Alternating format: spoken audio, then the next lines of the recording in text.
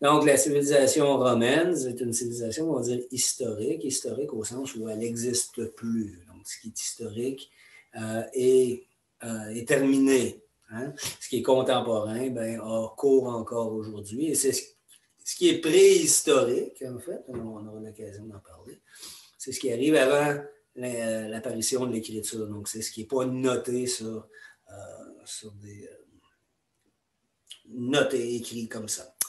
Donc, la civilisation historique qui dure peut-être 1000 ans, si on rend ça grossier. Et si on rend ça très précis, on peut en situer le début, donc en moins 390, donc avant Jésus-Christ, donc 390 ans avant Jésus-Christ, et à la faire clore, en tout cas la terminer, à la chute de Rome. Ce sont des dates, évidemment, du point de vue culturel, les choses ne sont jamais aussi tranchées, mais on peut dire que la Rome est pas mal finie culturellement, hein, 476 après Jésus-Christ, au moment où le dernier empereur, au moment où l'Empire romain en tant que tel a terminé de s'effondrer. Donc, il s'effondre quand même depuis une centaine d'années, mais c'est ça. Donc, la civilisation romaine, hein, ça vient de Rome, la ville de Rome, et Rome est située dans la péninsule italienne, donc, et dans l'Italie, qui est une péninsule. Et c'est assez difficile de faire la part entre ce qui est italien, ce qui est romain. En fait, c'est une région qu'on appelle le Latium, hein, qui a donné son nom au latin, à partir d'où va émaner, je dirais, la puissance romaine. Donc, on peut plus grossièrement dire que Rome, la civilisation romaine, elle émane pas de la ville de Rome, ni de la ville d'Albe, ni de ces autres villes-là, mais de la péninsule italienne. Donc, du milieu de la péninsule italienne, au nord, au sud de la Toscane et, je dirais, au nord de la Campanie, Naples et Florence. Rome va donc commencer comme une petite bourgade, comme une petite entité territoriale à Rome, et va s'étendre, et c'est pour ça aussi qu'on le connaît aujourd'hui, dans ce qui deviendra l'Empire romain.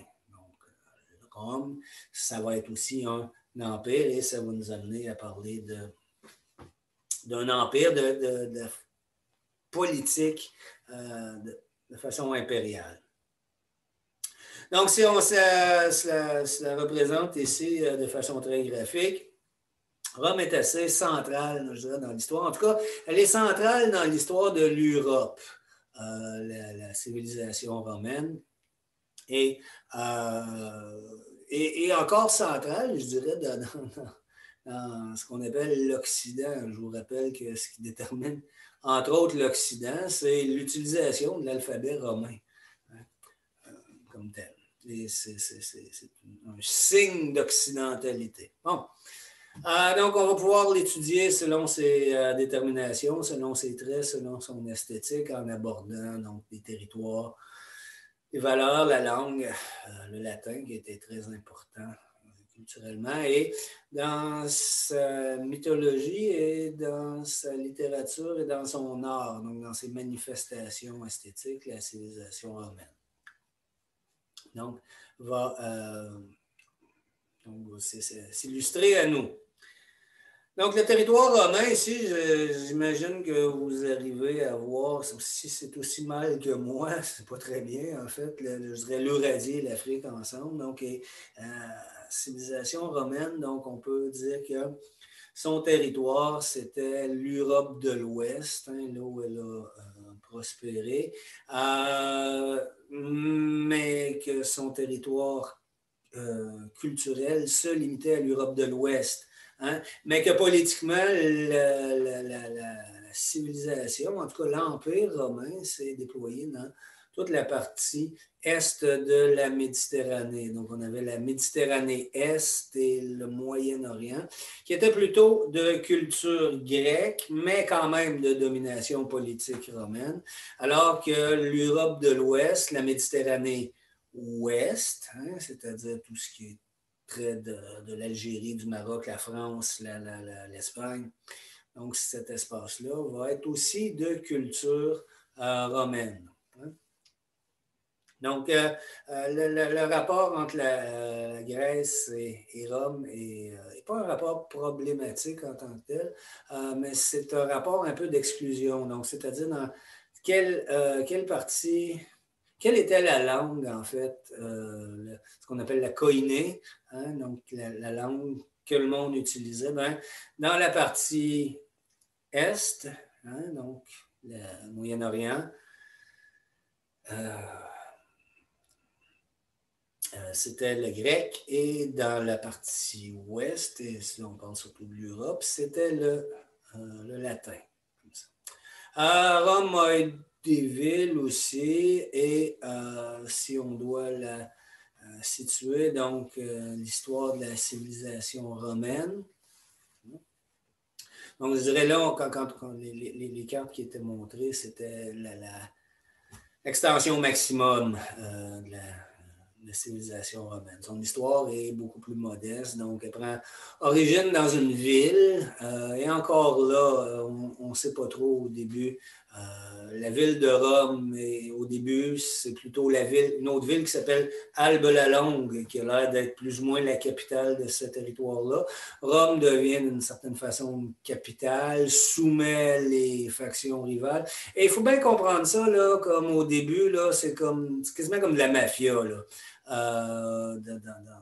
C'est-à-dire qu'il y a, on a les familles de Rome, puis il y a des familles un petit peu alentour, et à force d'intimidation, de bullying, donc ça finit par créer, je dirais, une sorte de ville qui est beaucoup plus puissante que l'ensemble des territoires à côté. Donc ça, c'est, je dirais, l'histoire de Rome comme son origine.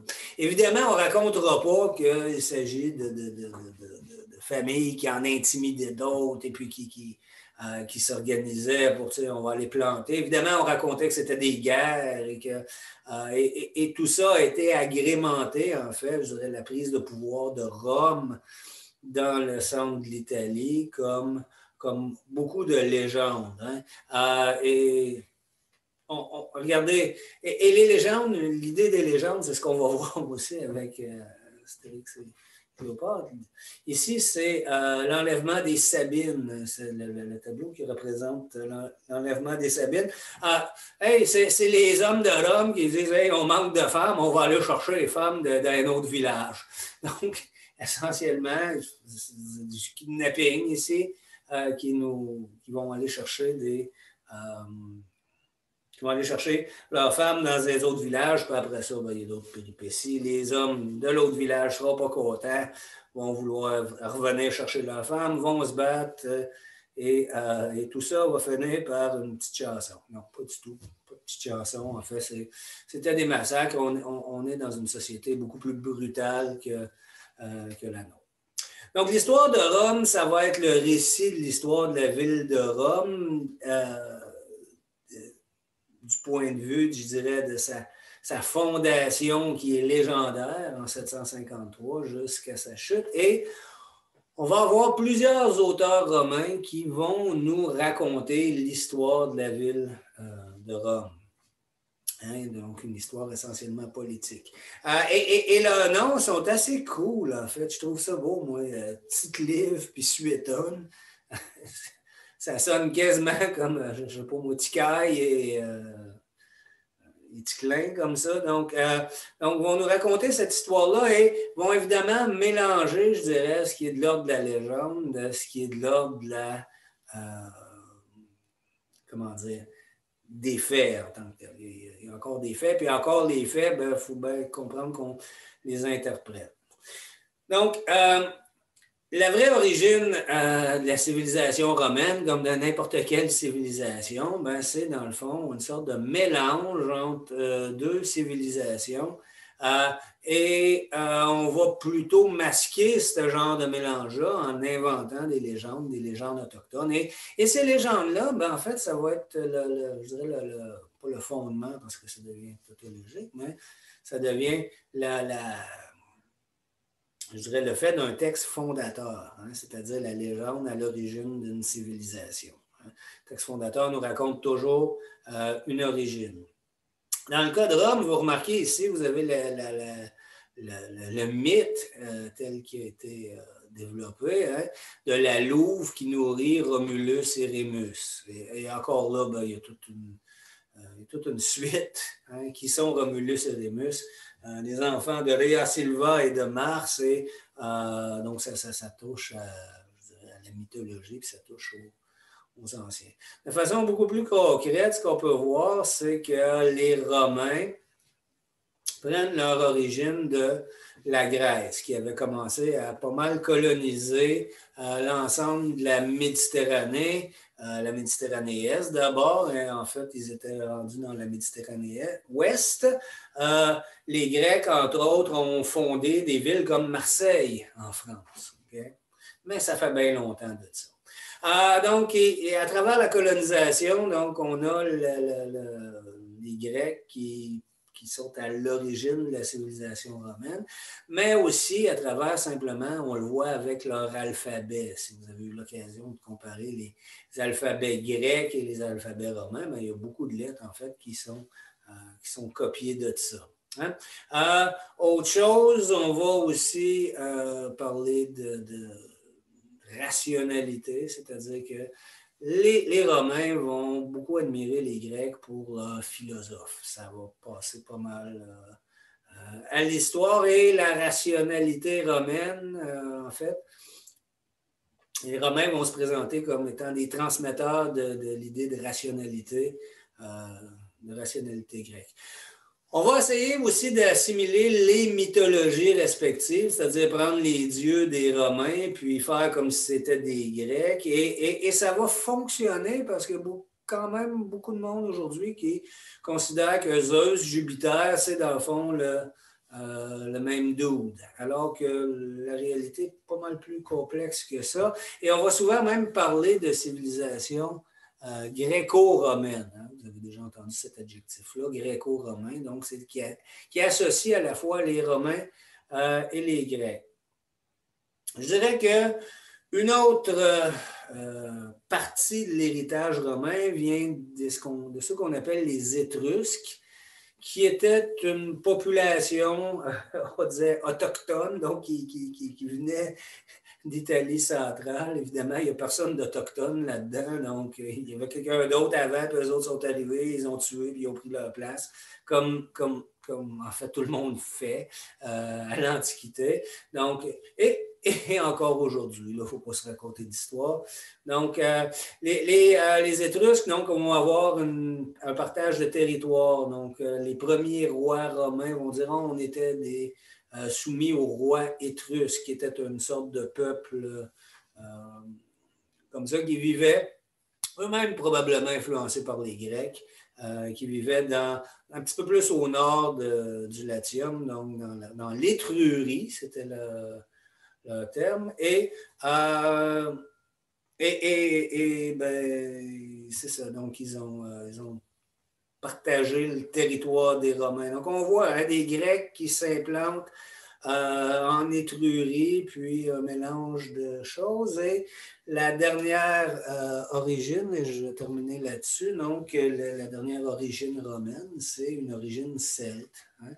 Donc les Gaulois, là, les Astérix, là, les barbares qui mangent des saucisses, et puis se tapent sa gueule. Donc, ces Celtes-là, donc, qui dominent à l'époque l'Europe continentale, donc, vont évidemment influer par migration vers le sud de la péninsule italienne, et vont entrer en contact. Et je dirais que surtout, si les Romains, si les Latins, hein, prennent conscience de leur existence, c'est aussi beaucoup parce que ces Celtes-là les menacent. En 390, hein, avant Jésus-Christ, donc moins 390, on assiste au sac de Rome. Donc, évidemment, c'est pas comme un sac d'épicerie ici, là. Donc, la ville de Rome a été saccagée par les Celtes. Et c'est vraiment à partir de là que les Romains vont prendre, je dirais, l'offensive, c'est-à-dire on va arrêter de se faire boulier par les Celtes, puis on va nous-mêmes aller boulier quelqu'un d'autre. Donc, ça nous amène... Oh, c'est le retour du prof et de son incroyable sens de l'humour. Merci. Merci beaucoup. Merci. OK, donc on a parlé de l'origine de la civilisation. Si on regarde plus l'origine légendaire, en fait, et ça, à chaque fois, dans une civilisation, il y a comme une sorte de légende dont on se raconte que ce qu'il faut comprendre, c'est que la légende, elle arrive après, en fait, hein, parce que c'est pas vrai, là, il y a des choses qui sont comme impossibles. Hein? Et c'est le récit, en fait, des origines, hein? Donc, chacune des civilisations. Dans le cas de Rome, en fait, ça vient avec, en tout cas, ça a été écrit pour la première fois, à l'entour de 0 avant Jésus-Christ, par Virgile, un dude romain, en fait, qui nous raconte que Énée, qui est un des combattants de la guerre de Troie, mais qui est du bord des Troyens et non des Grecs, donc réussit à se sauver de Troie et va s'établir, en fait, après avoir vécu différents périples qui font qu'il ressemble beaucoup un peu à Ulysse, hein, dans l'Odyssée. Donc, il va, lui, rester 10 ans chez une sorte de reine ou de... C'est une reine, Didon. Didon est une reine. Ulysse, c'était chez Calypso, donc une déesse comme ça. Reste que la guerre de Troie, elle a lieu comme en moins 1200 avant Jésus-Christ. Et donc, Énée va avoir des enfants, il va finir par avoir, à travers sa descendance, comme 17 générations après, donc 2 frères, Romulus et Rémus, qui vont fonder la ville de Rome. En tout cas, c'est Romulus qui va fonder la ville de Rome et assassiner son frère par l'occasion. Et à partir de là, donc, l'histoire officielle de Rome commence, mais c'est aussi une histoire qui est fictive, l'idée d'une royauté étrusque, donc, qui va se développer comme ça. Un aspect légendaire, en fait, donc, c'est la fondation de la République de Rome. Donc, Rome va être pendant un certain temps une république qui n'est pas vraiment une république où on l'entend aujourd'hui, mais qui est une démocratie, mais oligarchique, c'est-à-dire c'est essentiellement les riches oligarques qui décident comme ça et ils s'entendent en fait entre eux pour ne pas avoir de roi, hein, donc ne pas avoir de roi, et vont diriger la ville selon ces lois-là.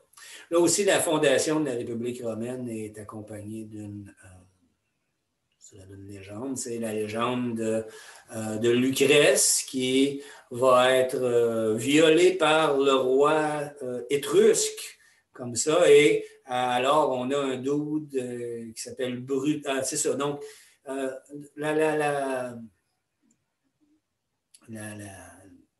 Lucrèce qui est violée, donc ce qui est représenté ici sur l'image, donc déclare, donc accuse le roi de l'avoir violée, puis elle se suicide, comme ça. Donc, tragiquement, elle dit « Promettez-moi de tuer le roi », donc, et là, Brutus va... Le premier dire, on va le tuer, on va tuer tous les rois et on va établir une république et puis on en fait le serment sur ton sang. En fait, c'est ce qui est représenté ici, donc Lucrèce qui est en train de mourir et Brutus qui jure de fonder une république sur le sang de Lucrèce et tuera Tarquin et va fonder la république. Le sac de Rome, donc ici, on revient aux cartes comme ça. Donc, c'est les Celtes qui sont représentés par la couleur rose, hein, purement arbitraire, qui sont largement majoritaires en Europe continentale, mais surtout, c'est pas une structure, c'est des structures tribales ici. Donc, c'est des tribus celtes qui vont donc attaquer Rome à un moment donné, puis que tout d'un coup, donc, on va développer la conscience commune dans le Latium qui va être nécessaire pour la prise de pouvoir dans le reste du monde méditerranéen. Donc, on représente le territoire à peu près romain en jaune, comme ça. Et ici, donc, on a Carthage, qui est une ville très importante donc, à cette époque. Dans le bassin oriental de la Méditerranée, mais en fait, on a les Grecs qui sont rendus, en fait, ils sont en Campanie, dans le sud de l'Italie. Ils ont un pied en Sicile. Donc, les Grecs sont établi. Et je dirais la suite de l'histoire de Rome va être une conquête après une autre. Donc, on va conquérir,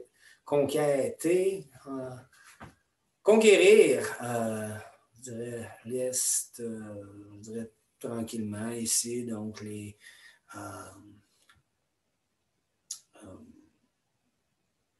territoires qui étaient des territoires grecs, des descendants, en fait, des généraux d'Alexandre le Grand, donc les Séleucides en Syrie. Donc, on conquiert l'Est et le dernier morceau, en fait, c'est la Gaule, hein, donc cette frange-là ici, et l'Égypte. Hein, donc, et l'Empire romain va donc, à partir d'une expansion à partir du milieu ici, va s'étendre un petit peu partout et va conquérir l'ensemble de l'Europe. Comme ça.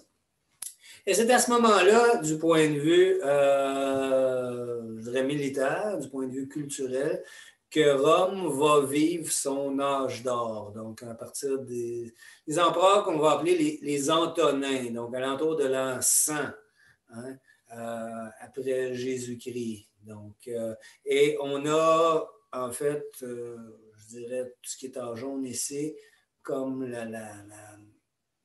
l'Empire romain, qui est limité, en fait, par au nord-est des qu'on appelle des tribus germaniques, donc des Germains qui vont par la suite déferler sur l'Empire romain. Et complètement à l'est, ici, ce sont les empires perses, Ascarides et Achéménides, et donc qui poursuivent cette tradition d'un empire dans cette partie du monde. Bon.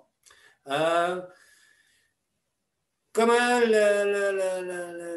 l'Empire, ou je dirais, parce que là, vous voyez qu'on confond à la fois l'Empire et la civilisation, oui, ça a un certain sens. Donc, comment il tombe, en fait, c'est le christianisme qui est quelque chose qui apparaît à peu près. Donc, vous remarquez ici, ce n'est pas des indications, donc en Jérusalem, en 0.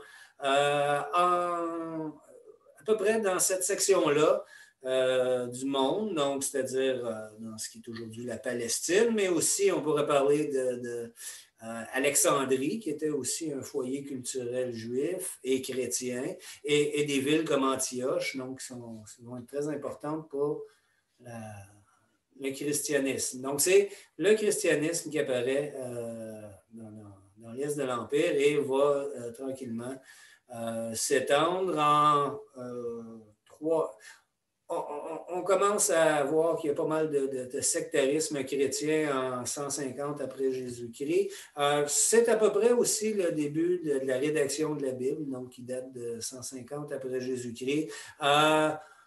Constantin, donc l'empereur Constantin, va convertir le terme, là, va convertir l'Empire au christianisme, de telle sorte que les derniers Jeux olympiques, donc datent de 392-393, et donc on en a fini avec le monde gréco-romain à cette époque-là. C'est pas mal déjà tout fini. L'Empire avait été divisé, je dirais, qui est une division politique au départ, mais qui correspond surtout à une division culturelle entre l'espace latin, qui est l'Europe de l'Ouest, et l'espace grec, qui n'est pas tout à fait l'Europe de l'Est, mais qui est en fait le Moyen-Orient, comme ça, s'il faut le définir.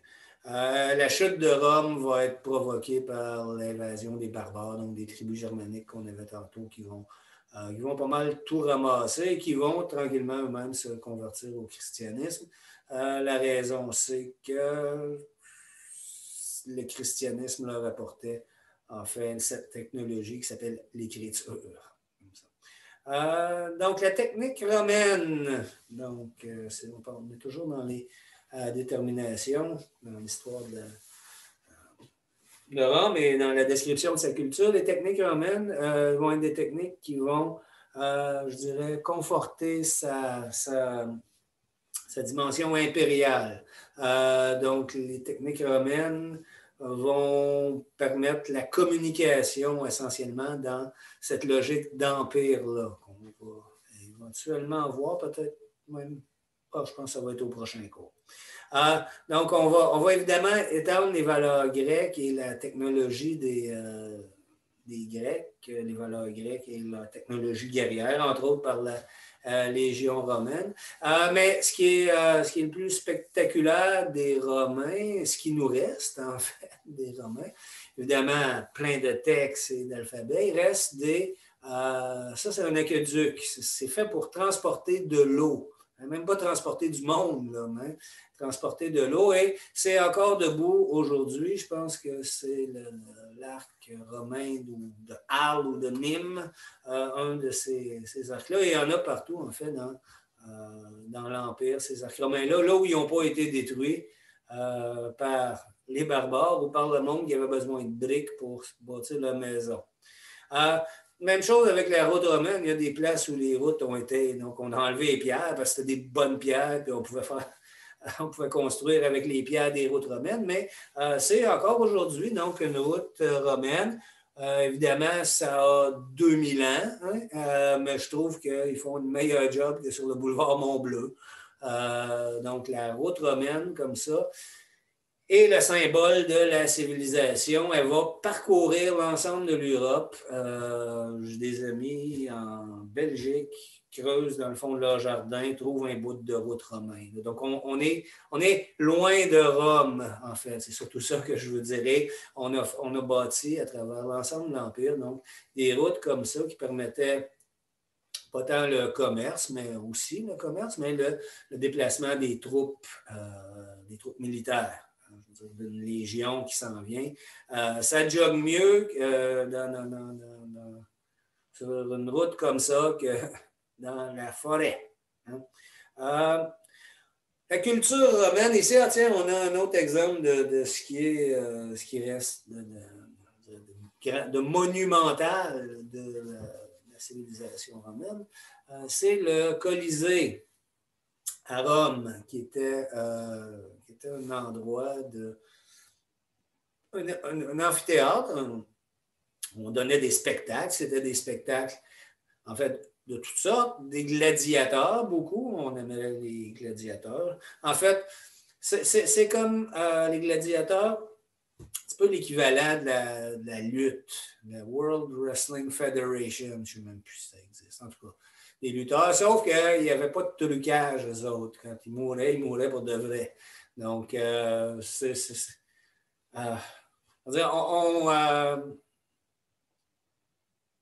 on culpabilise, non, on culpabilise pas. On juge beaucoup, en fait, je dirais, le goût que les Romains avaient du spectacle sanguinaire, c'est-à-dire regarder deux hommes se battre jusqu'à temps qu'il y en ait un qui meurt. Mais regardez le cinéma américain, en fait, c'est bien, bien différent. La seule différence, c'est que dans le cinéma américain, c'est des trucages puis ils tuent pas les comédiens, mais je veux dire, à la limite, du point de vue du spectateur, ça se rapproche beaucoup. Donc, quand on va parler de culture romaine, on va parler de la politique romaine. Et je vais-tu finir là-dessus? Oui, non, je vais finir sur la politique romaine. On fera la langue, la mythologie, la littérature, les arts au prochain cours. Donc, la politique romaine, comme ça, elle est liée en principe à l'Empire romain. Puis on verra c'est quoi un empire. Mais la politique romaine a été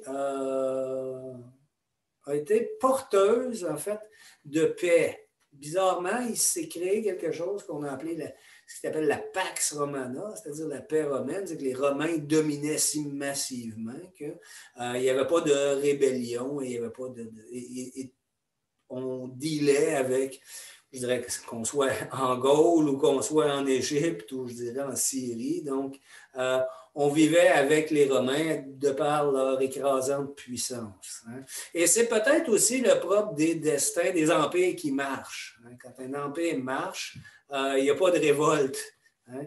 Tout le monde est content. Ou il y a assez de monde qui sont contents pour que ceux qui ne le sont pas ne fassent pas de problème. OK? Donc, on va avoir deux types de politique romaine, donc dans cette Pax Romana-là, dans cet empire romain-là. On aura d'une part la démocratie oligarchique hein, et d'autre part l'autocratie militaire. Ah, c'est des gros mots, ça. Hein? Je sais que ça sonne, ça a l'air tellement savant.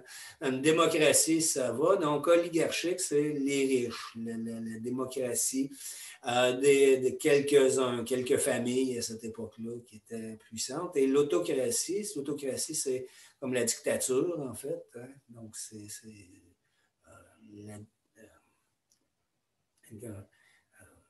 l'autorité de type militaire, donc qui s'applique à ça. Et le symbole de ça, c'est cette représentation-là ici. Donc, on a les sénateurs, donc, qui font partie de cette démocratie oligarchique, c'est-à-dire de tous ceux qui bénéficiaient, mais comme en groupe, en fait, de l'Empire romain.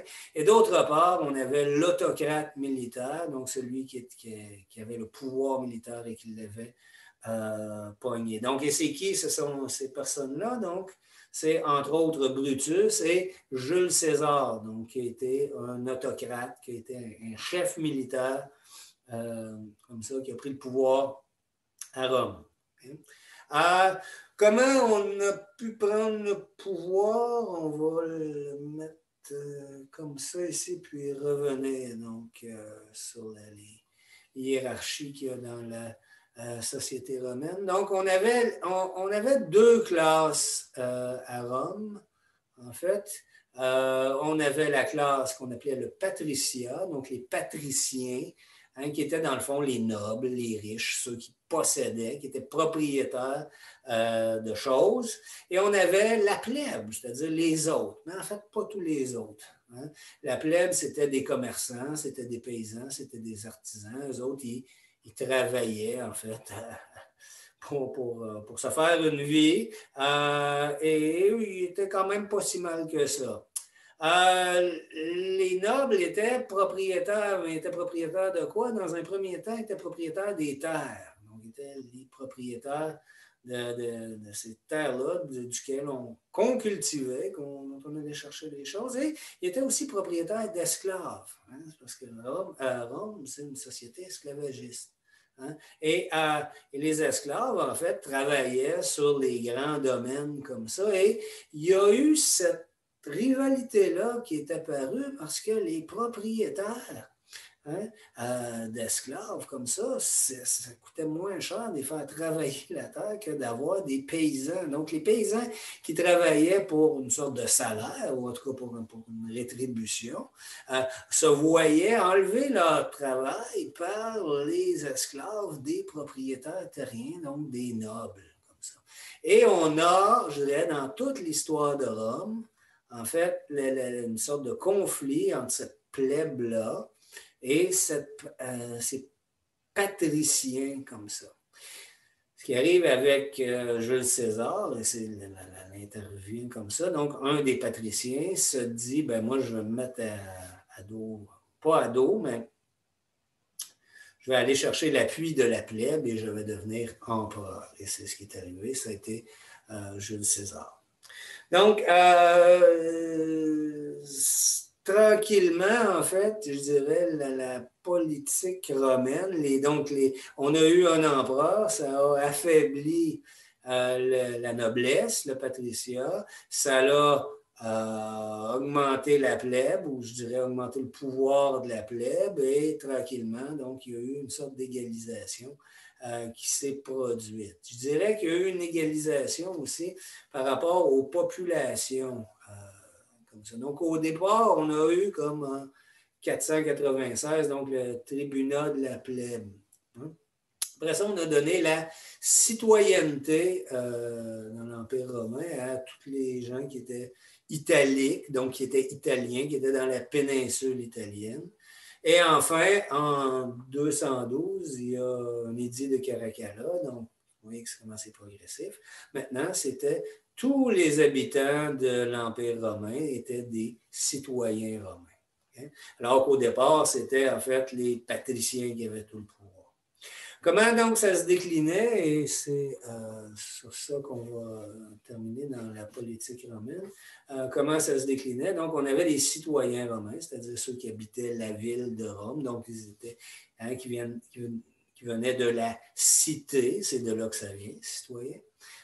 Et parmi ceux-ci, il y avait les patriciens et il y avait les plébéiens, donc les riches et les pauvres. Il y avait ensuite des étrangers, donc c'est-à-dire des gens qui arrivaient à Rome ou qui vivaient dans l'espace romain, mais qui n'étaient pas citoyens romains. Et finalement, la dernière strate, c'était les esclaves, c'est-à-dire des gens, souvent des prisonniers de guerre ou des gens qu'on a enlevés dans des territoires au moment de l'expansion romaine. Donc, qui étaient les derniers, je dirais, dans la couche des droits romains. Évidemment, le patricien avait beaucoup de droits et l'esclave n'en avait aucun. L'esclave, c'était une propriété de son maître. Et là, ce qui est arrivé, comme je l'ai dit, le fait qu'il y ait eu de plus en plus d'esclaves, c'est que ça a fait monter la colère des plébéiens. Et savez-vous ce qui donnait de plus en plus d'esclaves? C'était, je dirais, la conquête des terrains, c'est-à-dire des victoires militaires comme ça. Et c'est pour ça qu'un gars comme, je dirais, un gars comme Jules César, ici, donc, en conquérant un gros morceau de territoire comme la Gaule, entre autres, on va en parler, va apporter beaucoup d'esclaves à Rome. Hein? Va faire baisser le prix du travail chez les plébéiens, va utiliser la colère des plébéiens pour faire un coup d'État, puis devenir, il n'était pas empereur, là, mais il était comme dictateur de Rome, c'était son titre officiel. Donc, on voit dans ça, en fait, le génie militaire et politique d'un gars comme Jules César, qui explique encore Astérix, les populaires, la plèbe et l'élite, le patriciat, va se poursuivre encore quelques temps. Et à la fin, le patriciat, les nobles, le Sénat vont finir par accepter d'avoir un empereur qui va être l'héritier de César. Mais en effet, je dirais le destin tragique de Jules César, qui meurt assassiné au Sénat, va laisser en fait beaucoup de traces dans la mémoire collective moderne et historique aussi, et je veux dire sa conquête de la Gaule. Sa relation avec Cléopâtre, c'était pas si, je dirais, c'était je dirais, c'était pas quelque chose, je dirais, d'important au lieu de l'histoire. Donc, on va voir que Cléopâtre, elle a une relation avec Marc-Antoine, qui va être aussi un des héritiers de César. Donc, César est important pour ça et ça nous amène à parler de la politique impériale, démocratie oligarchique. On va passer par-dessus ça. la culture politique romaine et en fait les valeurs romaines. Hein. Donc, c'est comme on a vu qu'il y avait des valeurs dans chaque civilisation. Ces valeurs-là, en fait, c'est les idéaux pour lesquels on est prêt à sacrifier, en fait, sa vie. C'est pour ça qu'elles sont sacrées et il y a des choses comme ça qui sont valorisées dans les sociétés. Par exemple, nous, dans une société moderne, très, très généralement, qu'on parle de l'Occident, du Québec, du Canada, c'est pas important. Hein? On va favoriser beaucoup la productivité, en fait, le salaire que vous allez avoir dans la vie est fonction de la productivité que vous avez. Les valeurs romaines, ce n'est pas des valeurs comme ça de productivité, c'est des bonnes vieilles valeurs, je dirais, traditionnelles. Donc, vous voyez que Rome a existé parce qu'elle a conquis, hein, ou Rome, l'Empire romain, et la splendeur romaine a existé parce qu'elle a conquis d'autres peuples. Il est donc évident que la guerre pour les Romains est quelque chose d'important. Et ils tiennent ça aussi des Grecs. Les Grecs, c'était un peuple guerrier, donc les Romains vont se présenter comme des guerriers, même si à la fin de l'Empire, c'est plus les Romains qui sont les guerriers, mais ils engagent des mercenaires. Au cours de l'histoire de Rome, la guerre a été une valeur. La deuxième valeur qui est importante pour les Romains, ça va être ce qu'on va appeler le stoïcisme. Peut-être vous avez vu ça, hein? Philosophie, parce qu'il y a une école de philosophie qui s'appelle le stoïcisme aussi. En fait, c'est la capacité pour, et essentiellement on parle des hommes ici, hein, c'est les capacités pour un homme d'être stoïque, c'est-à-dire de ne pas montrer ses émotions, de ne pas montrer sa douleur et de faire, malgré toutes les difficultés, je dirais, le travail qu'il a à faire.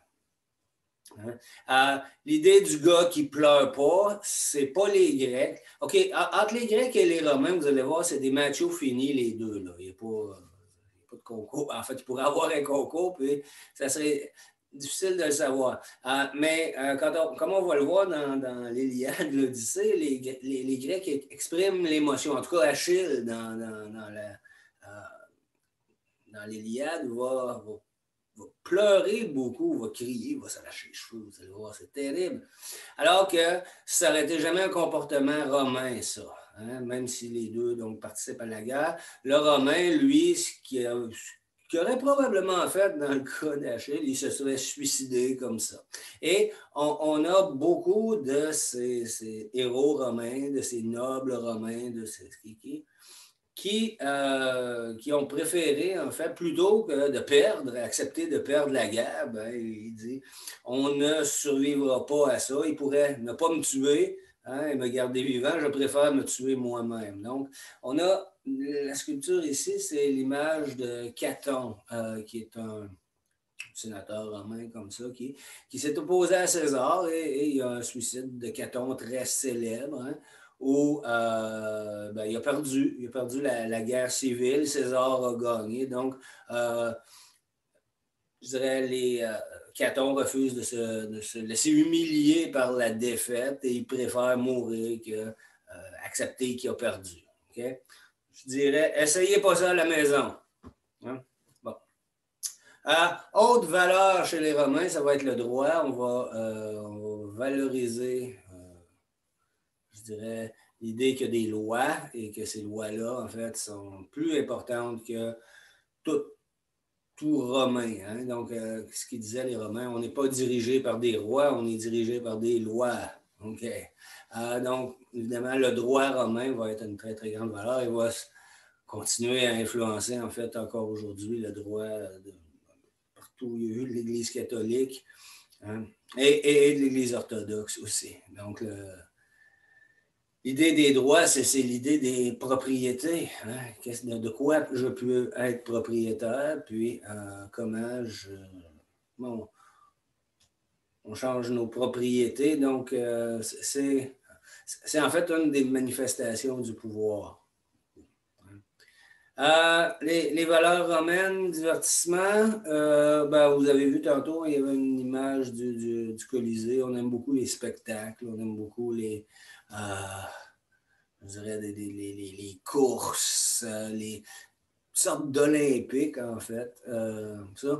Vous savez, le Colisée de Rome, hein, dont on a eu l'image, j'ai organisé des batailles navales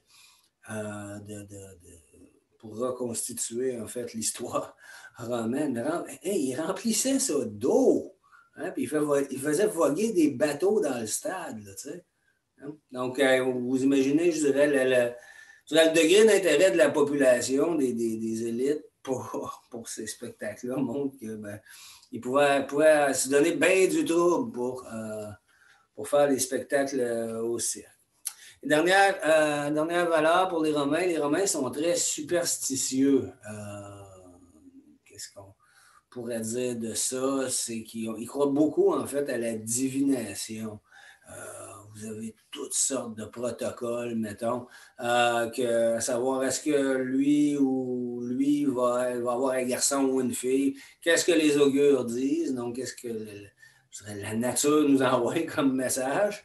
Hein? Donc, si les avions, si les oiseaux volent à gauche, ben, ça va être une fille, si les oiseaux volent à droite, ça va être un garçon. Et il y avait plein je dirais, de procédures comme ça pour essayer de prédire l'avenir. Donc, beaucoup de superstitions, beaucoup de dieux romains, bien plus que de dieux grecs. Hein. Donc, on a des dieux comme le dieu des portes, là, tu sais, Janus ou des sortes de déesses comme ça. Et il fallait faire des offrandes à ces déesses. Donc, c'est ce qu'on va appeler la forme de superstition romaine. Bon.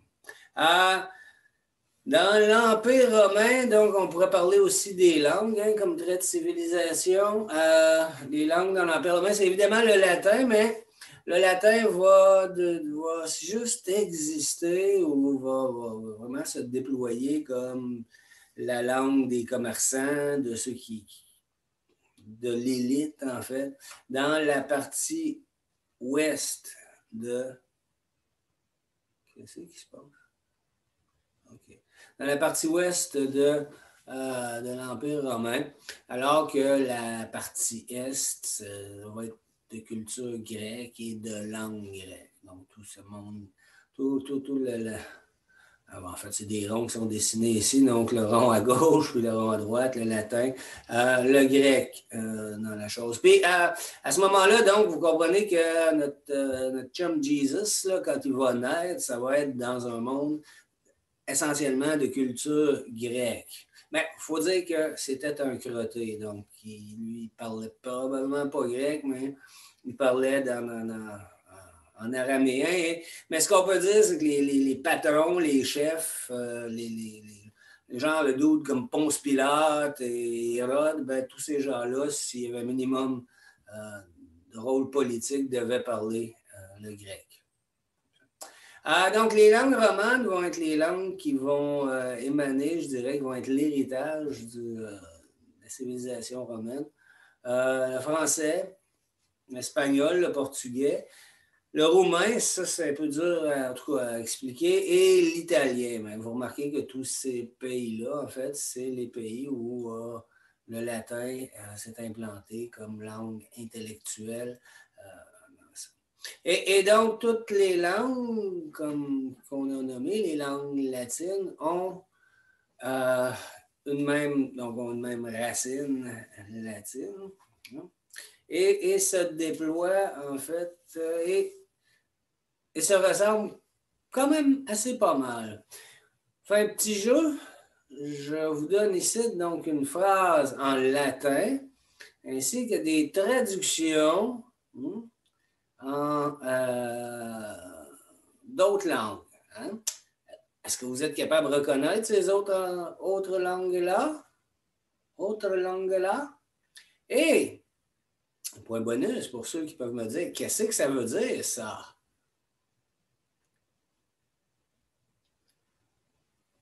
Fait comme la deuxième phrase, ça a l'air d'espagnol. Enfin, comme la deuxième, genre, ouais, c'est là. C'est de l'espagnol, la deuxième phrase est de l'espagnol. Ok, ben, il y a juste deux mots là que je connais pas là, mais Elgia, c'est genre elle. Antes de cenar, c'est comme avant de manger. Puis siempre, c'est toujours. Mais après, le reste, je sais pas. Ouais, OK. Peut-être que quelqu'un peut compléter en connaissant d'autres mots d'une autre langue. La première, ça a l'air de quelle langue? C'est comme de l'italien, genre, ou du portugais. Oui, de l'italien ou du portugais? Italien? Italien, tout à fait. Donc, c'est une sorte de langue qu'on prononce en faisant ça. Hein? J'ai le droit de rire des Italiens, j'ai un grand-père. Fait que, hein? Euh, les autres, ça, il reste deux choix, donc. Ella fencia sempre. Ben, peut-être ça, c'est du portugais. Ça c'est du portugais. Et le dernier, c'est. Moi, c'est un peu plus différent, en fait. Hein? Il y a des accents circonflexes. Du roumanie. C'est du. Ouais, le dernier ici, c'est du roumain. Parfait. OK, qu'est-ce que ça veut dire? Aussi, juste dans l'avant-dernier, là, ben, Ouais. comme je sais pas si c'est pareil en portugais, là, mais en tout cas, fetcha, genre, ça veut dire. Oh non, en fait, laissez faire, je me trompe avec un mot. Ok, j'ai oublié ce que ça voulait dire là, mais je savais ce que ça voulait dire. Oh non, oui, c'est ça, c'est une date. Fetcha, c'est une date. En espagnol, là, mais je sais pas si c'est pareil en portugais. Ouais, ça. Non, ça ne sera pas ça. Ah, mince. OK, donc. Et vous remarquez, la première phrase ici, c'est ça, c'est du latin. Donc, en fait, le français est une des langues romanes qui s'éloigne le plus du latin. Et je vous le donne tout de suite. Qu'est-ce que ça veut dire? Ça veut dire, elle ferme toujours la fenêtre avant de dîner. Donc, chacune de ces langues-là, donc, a subi, je dirais, l'influence du latin, a évolué à partir du latin pour donner du italien ou du français. Et là aussi, je dirais, il y a plein on appellerait des dialectes. Hein? Une île qui s'appelle la Sardaigne, et donc il y a comme un dialecte qui s'appelle le sarde. Hein? Donc, voilà. Je peux imaginer que dans des pays comme au Japon, il doit y avoir des langues propres à chacune des îles. Bon. Langue romane. Donc, l'alphabet, on en a parlé. La mythologie, on va laisser faire parce que ça va être surtout en fait, on va parler de mythologie grecque, ça va être pas mal plus la fun. L'art romain, OK, je veux juste souligner une dernière chose à propos de je dirais, la part des Romains dans le monde de l'art, en fait, et je dirais peut-être plus aussi de la philosophie. Euh, on a dans l'art romain donc une culture, je dirais une influence très forte, je dirais, de la culture grecque. Là. Regarde, on monte des statues grecques, on monte des statues romaines. Beaucoup des statues grecques qu'on appelle grecques sont en fait des statues romaines qui copiaient des statues grecques. Mais je voudrais souligner que la particularité dans l'art romain, c'est que c'est beaucoup plus réaliste et c'est surtout, on fait des sculptures, on fait de l'art et on le personnalise. OK? Alors, les Grecs, vous allez voir comment c'est impersonnel. Ici, c'est une sculpture de Vespasien, donc un nom qui vous dit peut-être quelque chose. Ça a été un empereur de Rome. Alors, je ne sais pas trop s'il était bon ou pas bon, mais il était assez riche, assez puissant pour qu'on y fasse une sculpture. Et on a fait de Vespasien, je dirais, une sculpture qui y ressemblait. Donc, ça ressemble à quelqu'un qui existe, ça, là. Hein? Donc, ça, c'est la face de Vespasien. Alors que quand vous regardez les statues grecques, comme la Vénus de Milo ou d'autres statues, regardez, ça, c'est des visages ici qui n'appartiennent à personne. Hein? C'est comme une sorte de visage neutre et qui n'est pas personnalisé. Donc, ça va être, par exemple, la face de la déesse. Donc, on peut projeter ce qu'on veut dessus. Alors que Vespasien, comme vous montrez, là, Vespasien, non. Vespasien, ici, ça, je veux dire, il y a une face à lui, hein, donc il est personnalisé. Et c'est peut-être aussi, et là, j'ose une hypothèse, hein, c'est peut-être là qu'on peut parler aussi de l'avènement, et ça va passer dans le christianisme, l'idée qu'il y a des personnes. Hein? Donc, c'est plus juste des individus, mais c'est des personnes. Qu'est-ce que ça veut dire une personne? Hein? Ça, c'est une bonne question à laquelle je ne répondrai pas. Mais, je vais